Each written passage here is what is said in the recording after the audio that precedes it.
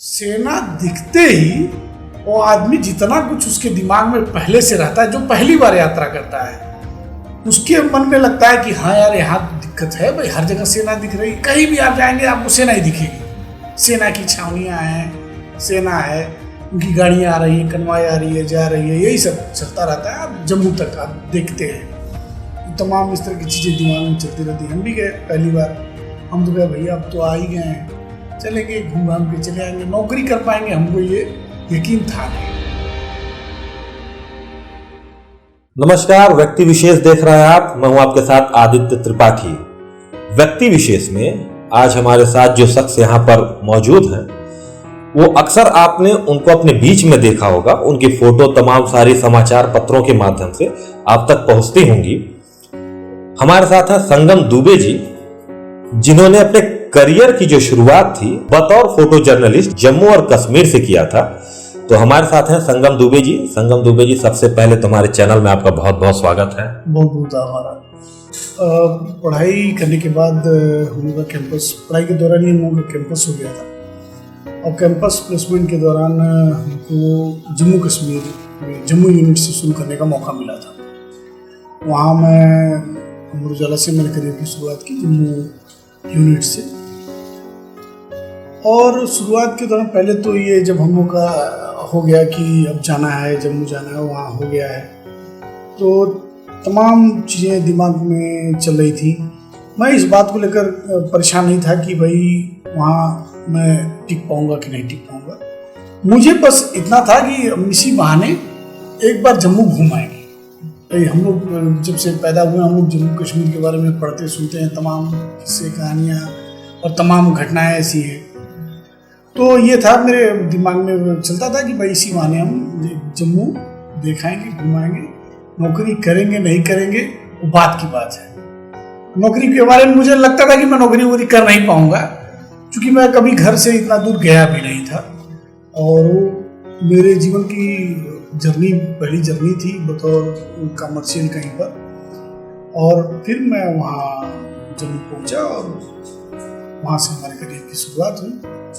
और हुआ क्या कि जैसे आप जाते हैं तो जम्मू कश्मीर के बारे में जैसे हम लोग के दिमाग में रहता है, जब तक आप गए ना हो, वहाँ कुछ बहुत ज़्यादा पढ़े ना हो, तो लगता है कि वहाँ बस आप जाएंगे बम धमाका हो जाएगा, कुछ ऐसा हो जाएगा कि आप वहाँ रह नहीं पाएंगे, वहाँ रहना मुश्किल है, वहाँ के लोग ठीक नहीं है। ऐसे तमाम परसेप्शन आपके दिमाग में चलते रहते हैं। तो मेरे भी दिमाग में चीज़ें कुछ ऐसी ही थी। और जब आप जाते हैं जम्मू तो पठानकोट तक वो दिक्कत नहीं होती, लेकिन जैसे आप बॉर्डर क्रॉस करते हैं, लखनपुर बॉर्डर से जैसे आप अंदर जाते हैं तो आपको चारों तरफ जहां आपकी नजर जाएगी आपको सेना दिखती है। सेना दिखते ही वो आदमी जितना कुछ उसके दिमाग में पहले से रहता है, जो पहली बार यात्रा करता है, उसके मन में लगता है कि हाँ यार यहाँ तो दिक्कत है भाई, हर जगह सेना दिख रही, कहीं भी आप जाएंगे आपको सेना ही दिखेगी। सेना की छावनियाँ हैं, सेना है, उनकी गाड़ियाँ आ रही है, कन्वाई आ रही है, जा रही है, यही सब चलता रहता है। आप जम्मू तक आप देखते हैं तो तमाम इस तरह की चीज़ें दिमाग में चलती रहती हैं। हम भी गए पहली बार, हम तो गए भैया अब तो आ ही गए हैं, चलेंगे घूम घाम के चले आएंगे, नौकरी कर पाएंगे, हमको ये यकीन था नहीं। पहुँचे वहाँ, बस से गए थे, हमारी पहली यात्रा बस से थी।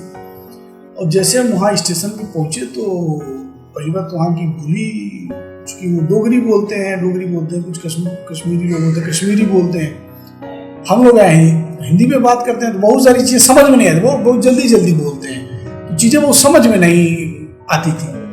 बस केवल भाव समझ जाता था आदमी, पंजाबी टोन होने के नाते थोड़ी चीज़ें आपको समझ में आती हैं। वहाँ भी मैं बस में बैठा हुआ था, तब तक भी स्टेशन पर मारपीट हो गई। ऐसे अपना यात्री लड़ रहे थे, चाहे जो भी रहे, वो बस स्टैंड पे लोग झगड़ गए अपने आपस में, मारपीट शुरू हो गई वहाँ पर। अब मैं बस में बैठा था, अब तो जो मैं सोच रहा था उसको मुहर लग गई, भाई ये तो वाकई रहने लायक जगह नहीं है। मेरे मन में आया कि मैं फिर दूसरी बस पकड़ूं और वहीं से वापस हो जाऊं, मैं यहाँ रह नहीं पाऊंगा, तो बड़ा खराब जगह है भाई, यहाँ तो अभी हम बस में बैठे हैं, मारपीट हो रही, बड़े खतरनाक लोग हैं यहाँ पर। तो फिर मैं वहीं गेस्ट हाउस में रुका और फिर ऑफिस में मैंने फ़ोन किया, एक सर ऐसा यहाँ से आया हूँ और मुझे यहाँ भेजा गया है। तो फिर उन्होंने एड्रेस बताया, फिर हम वहाँ वहाँ पे गए, ऑफिस में गए तो फिर अपने ही आके बनारस के 2 लोग आते थे, फिर 1-2 दिन उनके साथ हम रहे। वहाँ सबसे अच्छी बात यह है कि कोऑपरेशन बहुत है। वहाँ आप जाते हैं तो लोग आपकी बहुत मदद करते हैं, आपको लगेगा ही नहीं कि आप कहीं किसी दूसरे शहर में आए हैं। और हर आदमी जैसे आपसे बात करता है तो वो आपकी मदद की बात करता है। तो करते करते मुझे पता भी नहीं चला और मैं लगभग वहाँ 3-3.5 साल हमने बड़े आराम से समय बिता लिया, पता भी नहीं चला। फिर हम यहाँ मौका मिला और फिर हम यहाँ चले आए। जब बता रहे हैं कि जब आपका प्लेसमेंट वहाँ पे हुआ था कॉलेज से ही, खुद के दिमाग में भी पर से तक वहाँ के ले करके कि क्या क्या चीज़ें होंगी, ऐसा दिमाग में आपके घर वालों का आपके क्या रिएक्शन था उस समय? निश्चित तौर पे जो लोग सुनते थे उनके मन में डर बन जाता था कि अरे जम्मू कश्मीर में भाई वो रहने लायक जगह नहीं है, वो काम करने लायक जगह नहीं। सबके दिमाग में एक जो हम देखते हैं, अखबारों में पढ़ते हैं, पत्रिकाओं में पढ़ते हैं, चाहे टीवी में देखते हैं, उससे लगता भी है कि वो बहुत टिपिकल जगह है वो। तो जो भी सुनता था वो कहता अगर ये कहाँ चले गए यार, और यही देखो कोई काम कुछ और नया शुरू करो, वहाँ कहाँ चले गए। लेकिन हमने कहा कि भाई हम नौकरी करने के बहुत उद्देश्य से जा नहीं रहे, हम जा रहे हैं घूमेंगे, देखेंगे, रहने लायक रहेगा तो रहेंगे, नहीं रहने लायक रहेगा तो फिर वापस चले आएंगे, इसी बहाने तो घूमेंगे। तो हमको बहुत ज़्यादा इस बात को लेकर मेरे मन में वो नहीं थी कि हम जाएं कि ना जाएं, हमको था कि हम जाएं। और फिर हम गए और मजा आया। रहे कितने साल आप वहाँ पे रहे? लगभग 3.5 साल, 3 से 4 साल। फोटो जर्नलिस्ट के ही तौर पे आप हमेशा फोटो आप लोगों की छपती रहती हैं अखबारों में, लोगों तक पहुंचती रहती हैं वो चीज़ें। कोई ऐसी तस्वीर या ऐसा कोई स्टोरी रहा हो जो आपने छापी हो, आपने निकाला हो, खींचा हो, और उस पर सरकार ने या प्रशासन ने तुरंत उस पर कोई एक्शन लिया, ऐसा कुछ रहा हो जो आपको बहुत सुखद अनुभूति आपको कराता हो? देखिए, एक्शन की बात तो नहीं कहेंगे। हम जब जम्मू में थे तो वहाँ अभी हमने नया वहाँ हमने करियर की शुरुआत की थी। तो चूँकि वहाँ क्या होता था कि अखबार रूटीन के अलावा, जो अखबार में रूटीन छपते हैं, जो इवेंट्स होते हैं, उसके अलावा भी आपको फीचर्स देने पड़ते हैं। मतलब कुछ एक्स्ट्रा करिए आप, फ्री फोटो जिसको बोलते हैं, और बीट कुछ भी आप करिए, इस तरह से करना होता था। तो हम लोग समय उसमें अपना बिताते थे। हुआ क्या एक बार कि जम्मू में उस समय एक नए SSP आए थे और उन्होंने गाइडलाइन जारी की थी कि अब कोई भी, जब पत्रकारों ने उससे सवाल किया था कि भाई अब आप आए हैं तो जम्मू कश्मीर पुलिस के साथ एक हमेशा ये बात रही कि जैसे वहाँ की पुलिस अपनी इमेज को लेकर वो तमाम कसरत करती रहती है वहाँ पर, कि मतलब कैसे जम्मू कश्मीर जो पुलिस है वो कैसे आम लोगों के लिए है, कैसे उनकी मददगार है, कैसे उनकी एक मित्र के तौर पे है। इसके लिए वो बाकायदे खर्च भी करते हैं, अपना प्रचार प्रसार भी करते हैं, मतलब अपनी इमेज बिल्डिंग को लेकर। क्योंकि वहाँ जो ऐसे लोग होते हैं, जैसे जो टेररिस्ट होते हैं, चाहे ऐसे जो अराजक होते हैं, वो तमाम डिफेम भी करते रहते हैं पुलिस को और अपनी आर्मी को भी डिफेम करने की कोशिश करते हैं। तो अपनी इमेज बिल्डिंग को लेकर वहाँ की पुलिस इस तरह की कसरत भी करती रहती है। वो तमाम सब होर्डिंग्स वगैरह लगाते हैं पॉजिटिव। तो पुलिस अपनी इमेज को लेकर बहुत वहाँ कसरत करती है, मतलब हमेशा वो उस पर काम करती है। तो क्या होता कि फिर वो SSP जब मैंने आते फिर उनसे पूछा जाता है प्रश्न कि भाई सर आप क्या करेंगे पुलिस को लेकर। उन्होंने कहा सबसे पहले हम करेंगे कि पुलिस की जो इमेज है उस पर हम काम करेंगे, और जो भी हमारे पुलिस पर्सनल हैं वो वेल ड्रेस्ड हों और अच्छे से व्यवहार करें लोगों को, और देखने से मतलब लोगों को ये लगे कि हाँ हम उनके साथी हैं, चाहे उनके हम दुख दर्द में साथ देने वाले लोग हैं, और उनके हम ड्रेस पे ज़्यादा काम करेंगे।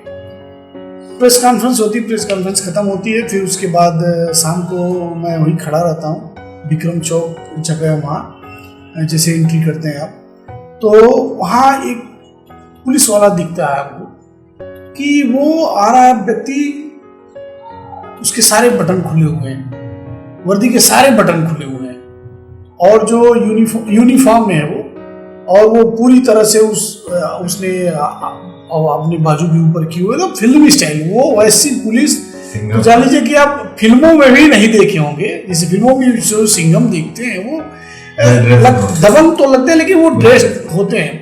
लेकिन वो बिल्कुल आप मतलब वो ऐसा सीन देख ही नहीं सकते। वो आदमी इतने मस्त बोले, पूरा बटन खोले हुए और पूरा एकदम बाजू जो चढ़ाए हुए, वो आदमी अपने कैलिबर से आ रहा था। हमको दिख गया वो आदमी दूर से, पुलिस वाला दिख गया वो, तो हमने वो फोटो की और उसके बाद वो ऐसा हमको बैकग्राउंड मिल गया कि वहाँ जे.एंड.के पुलिस के जो है वो तमाम होर्डिंग्स वगैरह और उनके कुछ वैन वगैरह खड़ी थी, तो बैकग्राउंड में जे.एंड.के पुलिस की वो वैन वगैरह भी आई। पूरा एक माहौल दिखा कि ये जे.एंड.के पुलिस है और ये जे.एंड.के पुलिस का एक जवान जो है ऐसे मुस्तमौला होके जा रहा है। उसी दिन कॉन्फ्रेंस छपी एसएसपी की कि जो है हम वर्दी पे काम करेंगे और इस पे काम करेंगे और पुलिस जो है अपनी अच्छी इमेज बनाएगी, और एक बड़ी सी 4 कलम की फोटो छपती है कि पुलिस वाला एकदम मस्त होके पूरा खोल खाल के अपना चल रहा है।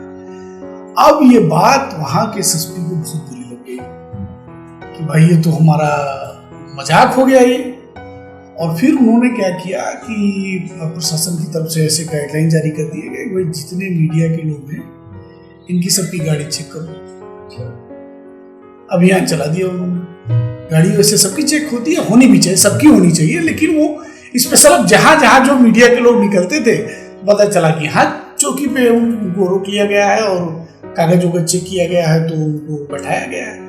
तो जैसे अब 1 घटना हुई, 2 घटना हुई, 3 घटना हुई, ऐसे 3-4 घटनाएं हुई और लगातार हो रही थी। सुबह सुबह सब लोग अपने फील्ड पे आ रहे थे, तो कहीं कोई चौकी पे बैठा हुआ है, कहीं कोई थाने बैठा हुआ है। ये बात होते होते फिर बात सब तक आई कि भाई ऐसा क्या हो गया। तो फिर पता चला कि ये तो ऊपर से निर्देश है कि जितने मीडिया वाले हैं उनकी सबकी गाड़ी चेक करनी है, सबका हेलमेट सबका चेक करना है और जो है जीरो टॉलरेंस होगा और किसी को बख्शा नहीं जाएगा। तो ये कह रहे भाई ये तो बड़ी ठीक बात हो गई। इस तरह से आप टर्चर करना बैठाए हुए हैं कि भाई कौन पुलिस वाला है जो हेलमेट नहीं लगाया है। भाई नियम तो सबके लिए है, हमारे लिए, आपके लिए भी, सबके लिए है। तो तमाम ऐसे लोग दिखे कि हेलमेट नहीं लगाया हुआ है, उन्होंने गाड़ी से चला सीट बेल्ट नहीं लगाया हुआ है, वायलेट कर रहे हैं। वो खुद भी ट्रैफिक पुलिस के लोग हैं और ट्रैफिक रूल्स को वायलेट कर रहे हैं। तो खूब खबरें चली दोनों तरफ से, उधर से वो चालान करते थे और इधर से खबरें चलती थी। 2-3 दिनों तक ड्रामा चला। फिर प्रेस कॉन्फ्रेंस बुलाई गई एसएसपी की तरफ से कि अरे भाई ये जो है ठीक नहीं है, चला ये सब कुछ। तो दोनों तरफ से अपनी अपनी बातें थी, लोगों ने अपनी अपनी बातें करके वो मामला खत्म हुआ वहां से। तो ये इम्पैक्ट पड़ता है कि जब आप कोई काम करते हैं तो उसका इम्पैक्ट पड़ता है। फिर अभी हम लोगों ने, जब से मुख्यमंत्री जी हैं, योगी जी, कई ऐसी कवरेज हम लोग करते हैं जिसमें वो ट्वीट हो जाती हैं। सीएम ऑफिशियल जो उनका हैंडल है वहाँ से ट्वीट हो जाती है। एक बार ऐसे ही एक तस्वीर थी, योगी जी नए नए अभी मुख्यमंत्री बने थे और बाढ़ आ गई थी। बाढ़ आने के बाद उन्होंने गाँव का दौरा शुरू किया था। एक तस्वीर हमारी थी जिसमें योगी जी जो है एक गांव में चले गए और पूरा बाढ़ से चारों तरफ गांव घिरा हुआ था और गली कुचा था, कपड़े वगैरह था, सब कुछ बहुत बिखरा बिखरा था, गली से निकल रहा था। तो हम लोग भी गए तो हमने देखा, तो हमको लगा कि योगी जी इस रास्ते जाएंगे तो ये फोटो ठीक हो सकती है, क्योंकि पहली बार ऐसा हुआ था कि कोई मुख्यमंत्री इस तरह से गांव गांव पहुंच रहे थे, जहां दूर दराज के गांव में, जहां पूरा गांव डूबा हुआ है, चारों तरफ टीले बने हुए थे, गांव टीले बन चुके थे। तो वहाँ नाव से जाते थे, योगी जी अपना विजिट करते थे। हमने कहा इस मोमेंट को थोड़ा लोग कैसे देखेंगे।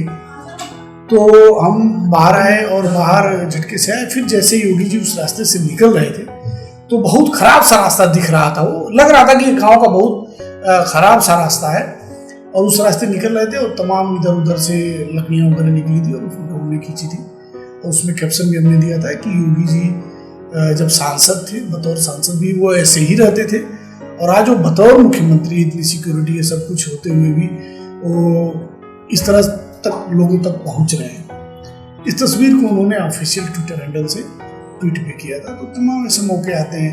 कई तस्वीरें ऐसी थी जो उन्होंने इवेंट कवर किए और ट्वीट हुए हैं सरकार की तरफ से। गोरखपुर के सांसद भी हैं रवि किशन जी, आपकी फोटो को हमेशा देखने में आता, ट्वीट करते रहते हैं। हाँ, सांसद जी भी की कुछ ऐसी 2-3 तस्वीरें जो बहुत वायरल हुई। एक बार क्या हुआ था, सांसद जी भी अभी नए नए, चूंकि सांसद जी की इमेज जो है एक अभी भी स्टार के तौर पे है, एक स्टार के तौर पे है। यहाँ चूंकि भोजपुरी भाषी क्षेत्र है और बहुत पसंद करते हैं लोग भोजपुरी से जुड़े लोग, और वो तो स्टार है। तो वो आए, पहला दूसरा दौरा था, सांसद बनने के बाद बरसात हुई थी और हर जगह जमाव चारों तरफ था। तो वो आए और गाड़ी से उन्होंने देखा जल जमाव हुआ और लोग काफ़ी शिकायत भी कर रहे थे। तो खुद गाड़ी से उतरे और तमाम एक गांव जैसा था और शहर का हिस्सा है और गोबर ओबर सब पूरा पानी लगा हुआ था और नगर निगम के भी उन्होंने अधिकारी को बुला रखा था। तो नगर निगम के अधिकारी भी पहुंचे थे मौके पर। उन्होंने क्या किया, सांसद जी ने क्या किया था, वो खुद उस जल जमाव में जो गोबर ओबर और तमाम गंदगी थी जल जमाव में खड़े हुए और उनको भी बुलाया, जो नगर निगम से अधिकारी पहुंचे थे उनको भी बुलाया उन्होंने और उनसे वहीं बातचीत की, भाई इसका क्या हाल हो सकता है। पूरी बातचीत उन्होंने उस जल जमाव में किया। तो ये फोटो भी चूँकि उनकी फैन फॉलोइंग ज़्यादा है, वो तमाम वायरल हुई थी और उन्होंने भी अपने तमाम ट्विटर हैंडल वगैरह से उसको पोस्ट किया था। अंतिम में जो बच्चे प्रोफेशनल फोटोग्राफर बनना चाहते हैं, चाहे जर्नलिस्ट के तौर पे हो या वेडिंग शूट करने वाले हो, जो भी फोटोग्राफर के क्षेत्र में, फोटोग्राफी के क्षेत्र में आना चाहते हैं, उनको आप क्या कहना चाहेंगे? देखिए, निश्चित तौर पे आप ऐसा मानिए कि संभावनाएं हर जगह हैं, बशर्ते उसके हिसाब से आपको खुद को तैयार करना पड़ेगा। संभावना यहाँ भी है, बहुत बदलाव हुए हैं और आप ये कि आप अपने आप को किस तरह से तैयार करते हैं और कितनी मेहनत करते हैं खुद को साबित करने के लिए। आप अब तो तमाम ऑनलाइन प्लेटफॉर्म्स हैं, तमाम चाहे अगर हम मीडिया में आना चाहते हैं तो मीडिया के भी तमाम ऑनलाइन प्लेटफॉर्म्स हैं जहाँ आप बातचीत करके आप अपने जो आप काम करते हैं अपने वर्क को भेज सकते हैं और तमाम बाहर से भी असाइनमेंट आते हैं, तमाम एनजीओज अपना असाइनमेंट दे के काम कराती हैं। तो अवसर बहुत हैं, लेकिन आपको ढूंढना पड़ेगा और उसके लिए आपको मेहनत करनी पड़ेगी। तत्काल आप ऐसे सोचिए कि आप कोर्स कर लिए, महंगे कोर्स करके आप आ गए, आपने महंगा कैमरा ले लिया तो आपको कोई जॉब में रख लेगा, तो ये बहुत मुश्किल है। अब ऐसे जॉब मिलने वाली नहीं है। अब आपको काम ढूंढना है, आपका काम कहाँ बिक सकता है, ऐसे प्लेटफॉर्म को ढूंढना है। कौन लोग हैं जो आपसे काम ले सकते हैं और आप कैसे लोगों को अपना काम बेच सकते हैं, ऐसे लोगों को ढूंढना पड़ेगा। यानी मार्केट आपको अपना तलाशना पड़ेगा। तो निश्चित तौर पे यहाँ संभावनाएं हैं। ये विजुअल का दौर है, तस्वीरों की और वीडियो की बहुत मांग है और आप देखिए कि अब छोटे छोटे क्रिएटर्स हैं, वो तमाम यूट्यूबर्स हैं, वो कितने व्यूज़ उनको मिलते हैं, लाइक्स मिलते हैं और वो अच्छा पैसा भी कमा रहे हैं। तो सबसे अच्छी बात यही है कि आप लेकिन एक चीज़ आपको ध्यान रखना होगा कि आपको आइडियाज़ लाने होंगे। कुछ भी हमेशा आइडियाज़ पे आपको काम करना है। आप परंपरागत घिसे पिटे आप प्लेटफॉर्म पे, हाँ, जैसे उस परंपरागत जो तरीका है काम करने का, उस पर काम करके आप बहुत ज़्यादा कुछ नहीं कर सकते हैं। आपको निश्चित तौर पे आइडियाज़ की जरूरत पड़ेगी। उसके लिए आपको पढ़ना पड़ेगा, उसके लिए आपको जो प्रोफेशनल्स हैं, बड़े लोग हैं, देश दुनिया के लोग हैं जो काम करते हैं, उनके काम को देखना पड़ेगा, उसको सीखना पड़ेगा, नए आइडियाज़ लेने पड़ेंगे। तो आपके लिए संभावनाएं अपार हैं। अगर आप ऐसे सोचते हैं कि हम ऐसे काम शुरू कर देंगे तो वो बड़ा मुश्किल दौर है। निश्चित तौर पे नौकरियां घटी हैं इस कोरोना के दौर में और अब चीज़ें उतनी आसान नहीं रही जो पहले हो जाती थी। चुनौतियां बढ़ी हैं, इसके लिए आपको बहुत ज़्यादा मेहनत करने की जरूरत पड़ेगी। तो निश्चित रूप से संगम दुबे जी का सीधे तौर पे ये कहना है कि सबसे पहले किसी भी फील्ड में जाने के लिए ये तो मस्ट है कि आपको मेहनत, हार्ड वर्क जो है वो आपकी पहली सीढ़ी होती है आपकी सफलता के तक पहुंचने के लिए।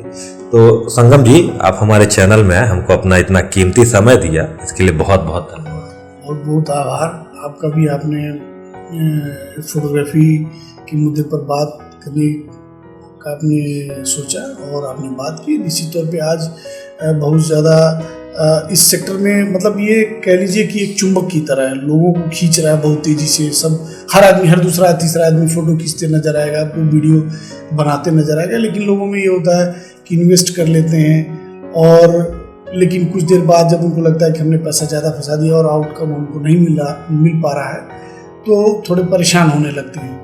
तो ऐसे लोगों के लिए अच्छा सेशन रहा होगा मेरे हिसाब से कि आपको तैयार होना पड़ेगा और आप जो इन्वेस्ट कर रहे हैं आप कहाँ काम अपना सौंपेंगे, कहाँ आपको उसकी वैल्यू मिलेगी, ये सब सोच समझ के फिर आप इन्वेस्ट करें तो निश्चित तौर पे ये प्रोफेशन आपके लिए बहुत ही फ्रूटफुल साबित होगा। तो व्यक्ति विशेष में आज जो हमारा ये अंक था, आज हमने एक व्यक्ति जो विशेष हैं हमारे गोरखपुर के लिए, अक्सर फोटो भी आप इनके देखते होंगे समाचार पत्रों में, लेकिन आज उनसे हमने रोजगार से भी जोड़ते हुए कि जो नए बच्चे इस प्लेटफॉर्म पर आना चाहते हैं, फोटोग्राफी के क्षेत्र में आना चाहते हैं, वो अपना करियर भी कैसे बना सकते हैं, इसको लेकर के भी हमने तमाम परिचर्चाएं की।